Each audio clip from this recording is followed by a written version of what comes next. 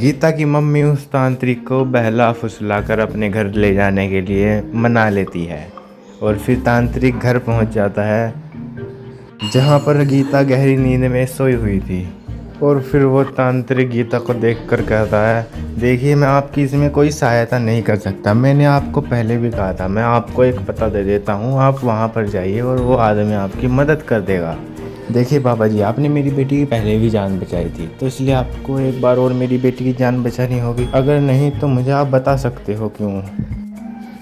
देखिए आप लोग मेरी बात ध्यान से सुनिए। मेरे गुरु जब जिंदा थे तब मैंने उनसे एक वादा किया था, जब तक वो जिंदा रहेंगे तब तक ही मैं उनकी दी हुई शक्तियों का इस्तेमाल करूँगा, उसके बाद नहीं।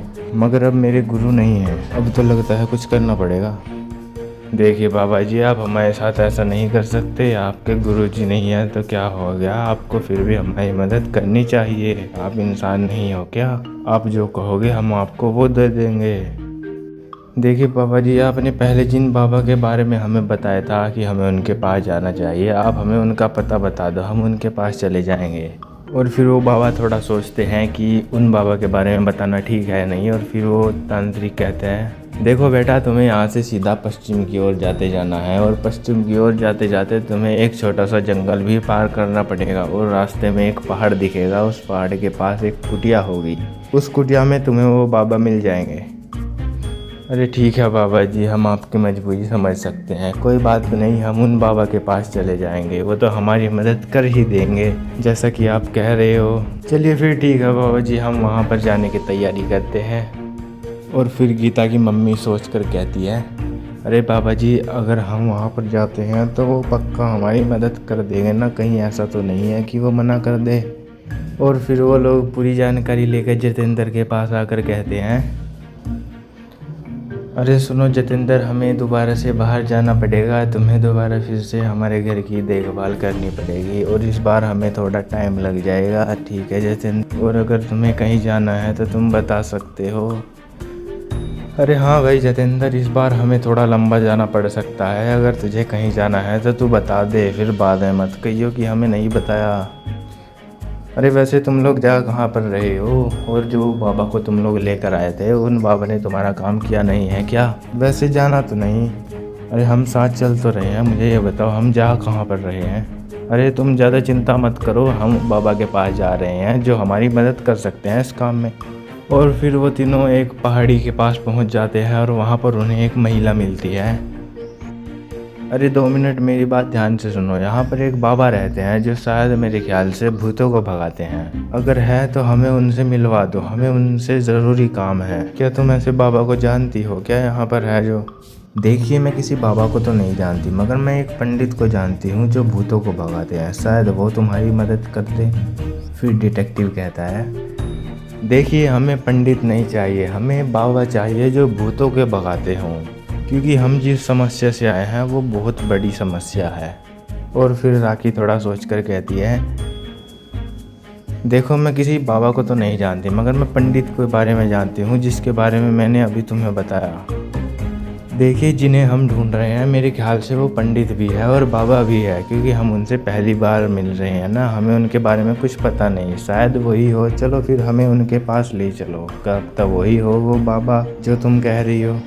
अच्छा तो तुम लोग पहली बार मिल रहे हो उनसे, तो चलो फिर मैं तुम्हें उनसे ही मिलाती हूँ, उन्हीं से पूछ लेना अगर कोई दूसरे बाबा हो।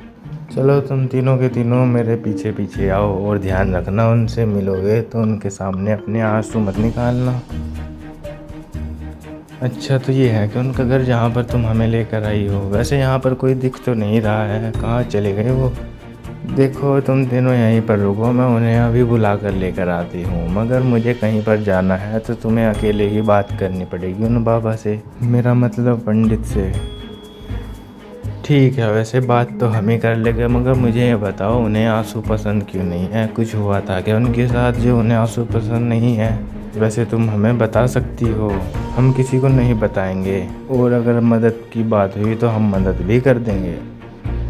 अरे नहीं नहीं, ऐसी कोई बात नहीं है, वो तो जो उन बाबा के साथ हुआ है उसकी वजह से मैंने तुम लोगों को कहा था। वैसे वो हुआ क्या है वो मुझे भी नहीं पता, बस मैंने तो सुना था इसके बारे में कि उन्हें आंसू पसंद नहीं है, इसलिए कह रही हूँ मैं तो। और वो महिला बाबा को ले आती है। अरे बाबा जी, मुझे ये बताइए कि जो हमारा मटकपुर गांव है वहाँ पर एक बाबा थे जिनका नाम था सोहन राज। क्या आप उन्हें जानते हो क्या? अरे हाँ पंडित जी, अगर आप उनके बारे में जानते हो तो हमें बता दीजिए, क्योंकि हमें उनकी बहुत ज़रूरत है। हमारे साथ एक बहुत बड़ी मुसीबत आ चुकी है जिसे हम अकेले नहीं हरा सकते, इसलिए हम आपके पास आए हैं। हमने सुना है कि आप ताकतवर हो और हमने सुना है कि आप भूतों को भी भगाते हो, इसलिए हम आपके पास आए हैं। अरे हाँ बेटा, वैसे तुम लोग आए तो बिल्कुल सही जगह पर हो, मगर मैं भूतों को नहीं भगाता। मैं सिर्फ एक रास्ता देता हूँ जिसको करने से वो काम हो जाता है, और जो मैं रास्ता देता हूँ वो हर चीज़ पर लागू हो जाता है, जिससे कि वो अच्छे से हो जाता है और उससे कोई तकलीफ़ नहीं होती। पंडित की बातें सबको शांत कर देती है। अरे पंडित जी, आपको हमारे साथ हमारे गांव में चलना पड़ेगा। हमारी एक भतीजी है जिसके साथ हमें लगता है कि उसके पीछे कोई भूत भूत पड़ा हुआ है, क्योंकि इस महीने उसके साथ बहुत सारी दुर्घटनाएं हो गई हैं और एक बाबा तो गुजर भी गए, अगर आपको पता होगा। अच्छा, तो वो तुम्हारी भतीजी है क्या? मुझे भी सुनने में आया था कि उसके बचाने के लिए एक बाबा गुजर गए और वो बच्ची कई बार भूतों के हमले से बची है। और मेरे ख्याल से जो मेरा दोस्त है उसने बताया था कि कई बार उसने ही उसकी जान बचाई थी, मगर इस बार उसने ज़रूर मना कर दी होगी, क्योंकि उसने अपने गुरु से वादा किया हुआ था कि उनके बाद वो उनकी शक्तियों का उपयोग नहीं करेगा। अच्छा बाबा जी, आपको भी पता है बात? चलो, इससे तो पक्का हो गया कि आप वही बाबा हो। अरे हाँ बेटा, मैं वही बाबा हूँ। और वो जो तुम्हारे साथ रहते थे ना, जो तुम्हारी मदद करते थे, वो मेरा दोस्त है बहुत अच्छा। इसलिए अब मैं ये फ़ैसला करता हूँ कि जब मेरा दोस्त तुम्हारी मदद कर रहा था तो मैं भी तुम्हारी मदद करूँगा, ठीक है? तो मैं अब तुम्हारे गाँव में चलता हूँ तुम्हारे साथ, और मुझे बताना कि क्या प्रॉब्लम है।